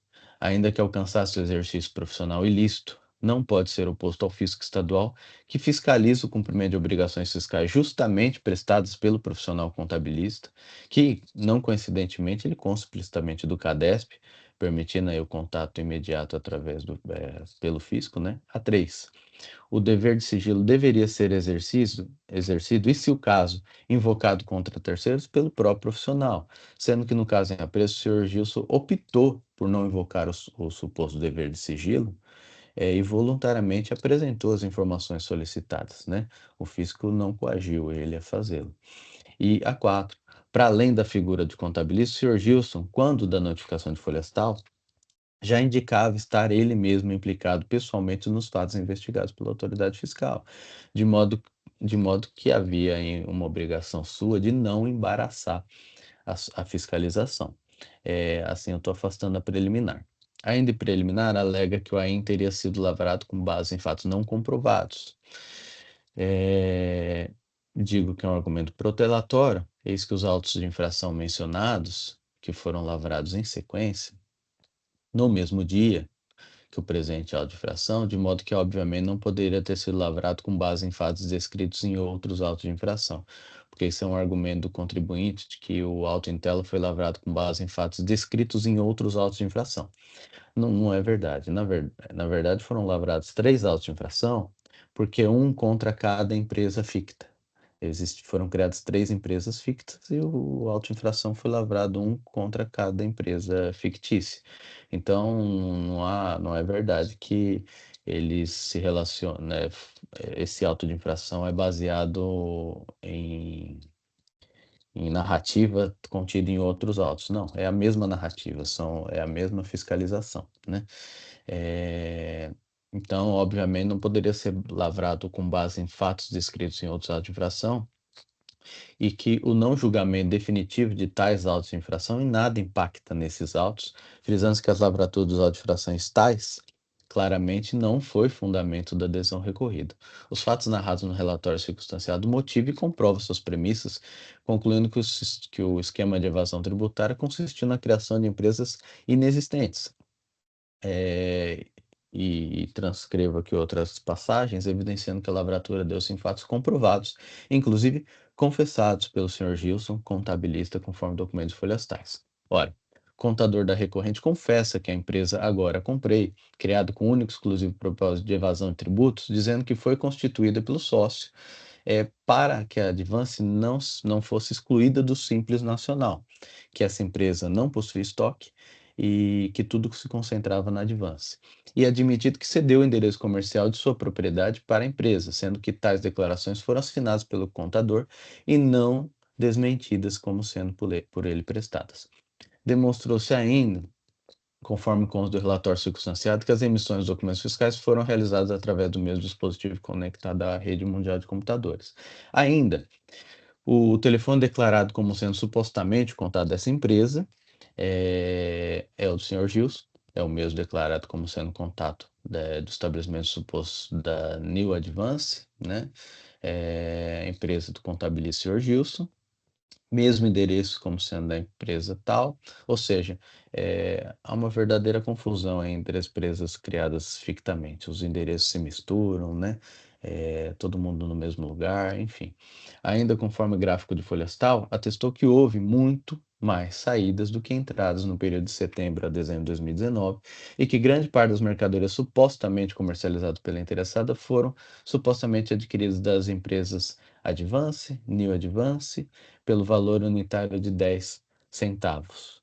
10 centavos. E que todas as outras supostas fornecedoras também constam como sendo os principais fornecedores da empresa. Por fim, o organograma de folhas 29 indica que, para a composição societária das empresas fraudulentas, foram utilizadas pessoas interpostas, não coincidentemente parentes do Sr. Wagner, a saber, cunhada, irmão, sogro e a cunhada do irmão. Tá? Tais fatos provados não estão impregnados de subjetivismo, como alega a recorrente. Note que a acusação fiscal está bem posta, totalmente motivada, tendo descrito a ocorrência infracional de forma detalhadíssima, inclusive implicando fundamentadamente pessoas físicas como responsáveis solidárias. Assim, retoricamente questiona, o AIM foi mesmo lavrado ancorando-se em fatos não comprovados? Evidentemente que não. Então, por isso estou afastando a preliminar. Ainda em preliminar, alega a nulidade da decisão recorrida por não enfrentamento de todos os argumentos, digo sem razão. Destaque-se que, salvo as exceções expostas fundamentadamente às razões de convencimento do julgador, não subsiste a obrigatoriedade de confrontar todo e qualquer argumento.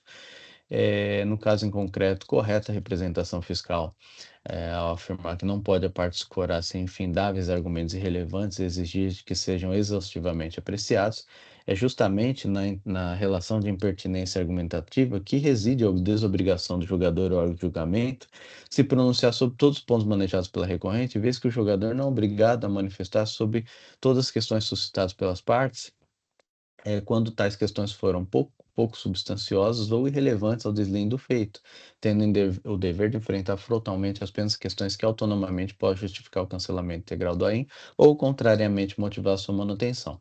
No caso em apreço, manejou o argumento de que haveria o direito de concessão de prazo mínimo de 60 dias antes de iniciado o procedimento fiscal e não da autuação para corrigir a obrigação tributária.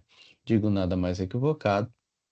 Faculdade conferida pelo Código de Defesa do Contribuinte, seu artigo 5º 2, dispõe haver a garantia de faculdade de corrigir a obrigação tributária, exigindo-se voluntariedade da recorrente quando o gozo de sua espontaneidade, ou seja, antes de iniciado o procedimento fiscalizatório, para que, através de prévia autorização do fisco, promova a reescrituração fiscal. Diferentemente do que interpreta a recorrente, o fisco não está obrigado, após iniciado o procedimento de fiscalização, a conceder prazo para refazimento da escrita fiscal, muito menos na hipótese de notória fraude fiscal. Assim, por absoluto equívoco de interpretação e, moralmente, por ausência de pertinência à acusação fiscal em si, não haveremos falado de obrigatoriedade do julgador de piso enfrentar tal ponto.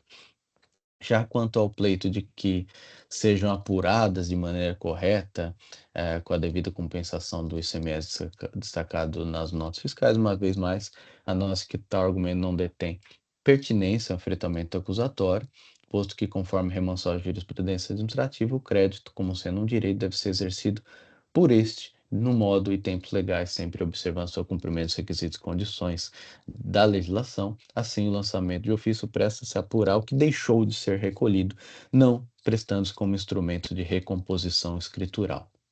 No mérito, alega a recorrente ofensa à verdade real, dispondo que as informações contidas não são precisas o suficientes para caracterizar a infração, evidenciando uma linha defensiva de negativa pela negativa, no qual nega-se o cometimento infracional sem firmar documentalmente o farto conjunto probatório que instruiu o lançamento de ofício, cujas premissas já foram acima delineadas. Não se trata, como alega a recorrente, de criar um contexto fraudulento, mas sim de desnudar tal fraude. Quanto aos endereços das empresas de fachada, descritas o endereço da recorrente Advance, que não é objeto de questionamento fiscal, bem como os endereços de outras empresas artificiais, que não são objeto da presente autuação e, por impertinência, não serão apreciados. Quanto ao endereço da empresa Agora Comprei, alega a recorrente que seu endereço sempre foi na rua tal, o que não detém qualquer relevo, pouco importando o que consta na sua ficha cadastral, vez que a visita em loco pela autoridade fiscal a tal endereço revelou que esta não se localizava em tal endereço, defendendo que a atividade de sua empresa eram desempenhadas pela alega recorrente, né, em sua maior parte em home office, sem qualquer comprovação nesse sentido. Alegar que a obtenção da inscrição do CNPJ é prova da sua existência, não se revela minimamente aceitável, ao passo que tal obtenção não é precedida de fiscalização em loco pela Cefaz ou pela Receita Federal. Quanto à composição do saldo societário, alega que o fato dos sócios da empresa, de empresas diferentes que nada se relacionam a serem membros de uma mesma família não configura grupo econômico, tampouco esquema fraudulento. De fato, não há vedação para que pessoas de mesma família, consanguíneos ou por afinidade, constituam empresa. Entretanto, a empresa Agora Comprei, conforme relaciona a própria recorrente às folhas tal, detinha como sócio justamente o Sr. Wagner, que é sócio da Advance. Ou seja, a empresa real e a empresa ficta detinham o mesmo sócio, sendo que grande parte da mercadoria supostamente comercializada foram supostamente adquiridas de uma empresa por outra pelo valor unitário de 10 centavos. E mais, o restante das mercadorias supostamente comercializadas, conforme se depreende da leitura no campo Informações Complementares das notas fiscais, foi remetido pelos fornecedores para o endereço da Avenida Pedro José Oliveira, endereço declarado como supostamente sendo sede do estabelecimento da Advance, para o período de 2018 a 2021. Assim, afirmar a recorrente que as duas empresas em nada se relacionam é uma afirmação dotada de desonestidade, porque é o mesmo sócio, tá?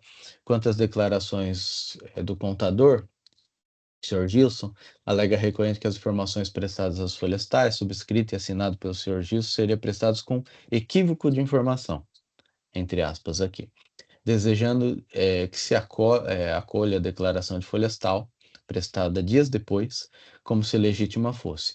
Atente-se que, diferente da declaração de folhas tal, assinada pelo Sr. Gilson, uma resposta posterior, de mesmo teor, não está subscrita, ainda que adviesse de endereço eletrônico atribuído ao contador. Não se é possível admitir que o contador da empresa admita que a empresa foi constituída apenas para que a empresa principal não seja excluída do Simples, e em exercício de quase que suspensão de descrença, convide esse relator a ignorar a tal declaração, prestada com equívoco, entre aspas, e acolher a declaração apócrifa subsequente que, em uma guinada de 180 graus, passou a afirmar que tais empresas funcionavam nos endereços indicados.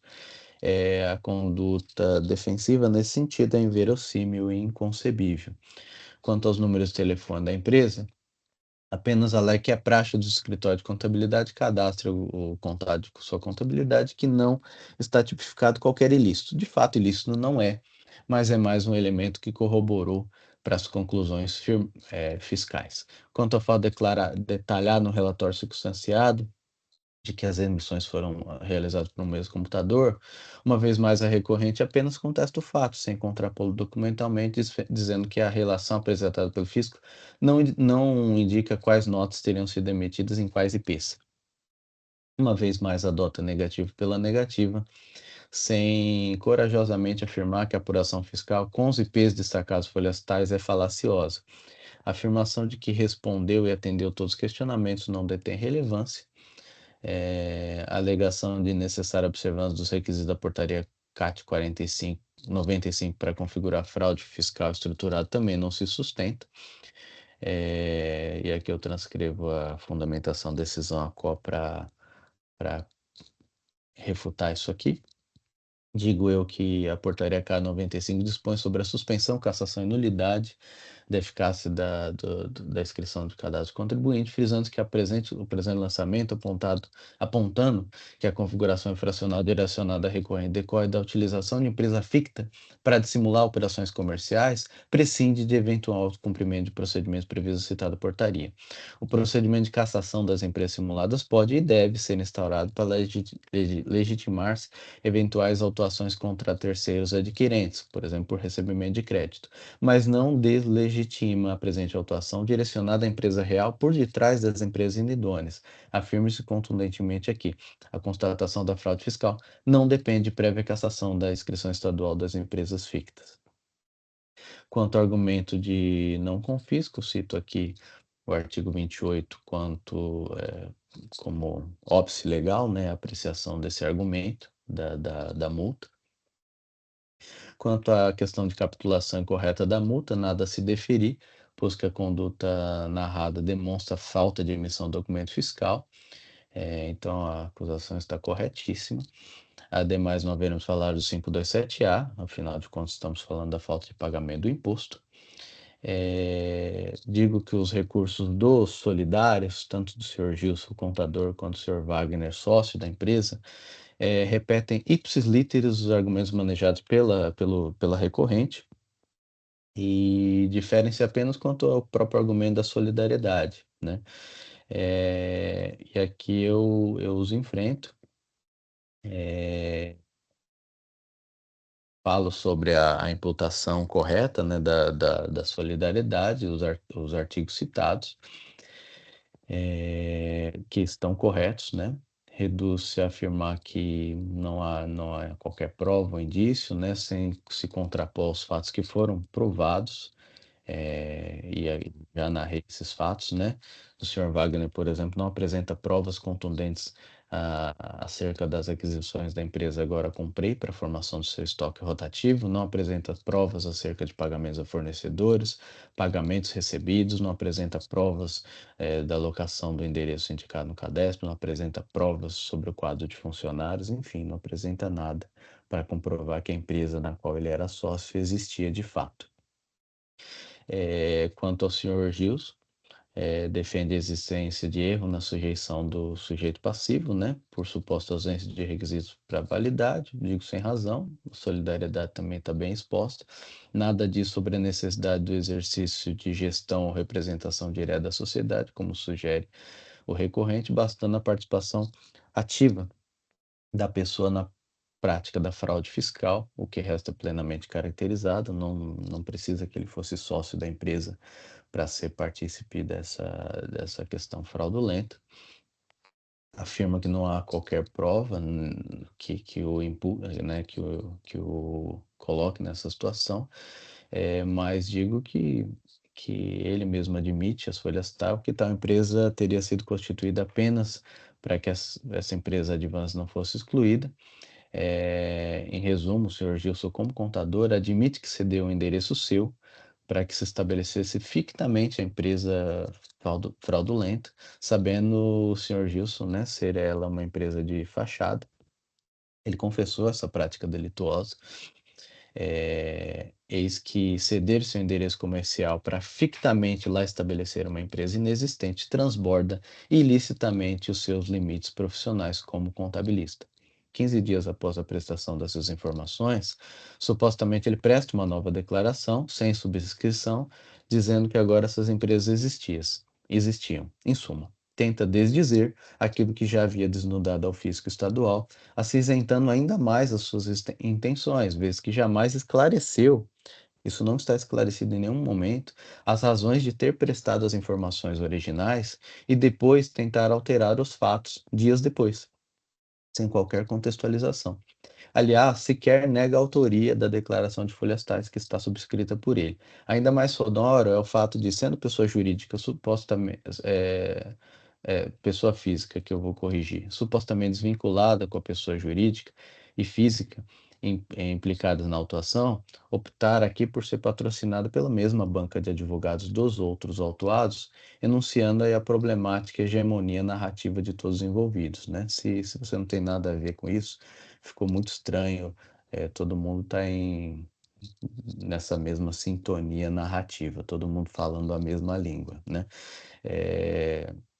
Lançamento de ofício suficientemente demonstra que o Sr. Gilson participou de modo ativo de organização e associação constituída para a prática de fraude fiscal estruturada, de modo que eu também estou mantendo a solidariedade.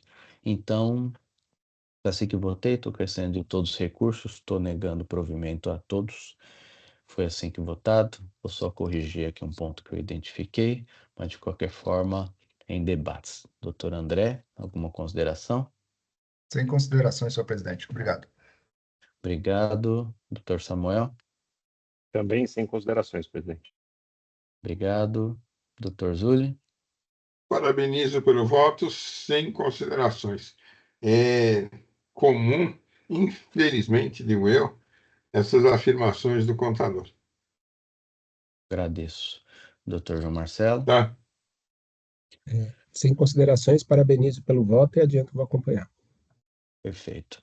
Já corrigi aqui, estou encerrando os debates e fazendo a verificação do quórum.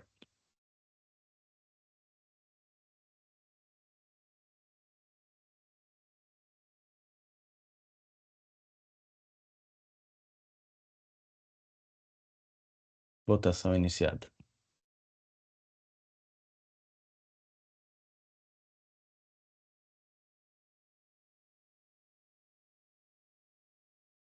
Todos votaram, encerra a votação. Aqui só para contextualizar, só aparece aqui o recurso da Advance, pois na hora do protocolo todos os recursos eles foram unificados e protocolados no mesmo lote de protocolo, tá? Então não cindiu as defesas, tá? Estão juntadas todas juntas, então só apareceu aqui tá? Mas como não há exclusão dos solidários, não faz diferença alguma. Então, doutora Ana Beatriz, os recursos foram apreciados e foi negado provimento aos recursos, foi assim que votado. Agradeço aí pelo acompanhamento. Muito obrigada, senhor presidente, demais jogadores. Desejo a todos um excelente dia. Igualmente, muito obrigado. Encerro esse julgamento. Retorno aqui. Todos os processos constam como encerrados, então aqui encerro a sessão de julgamento para que seja gerada a ata.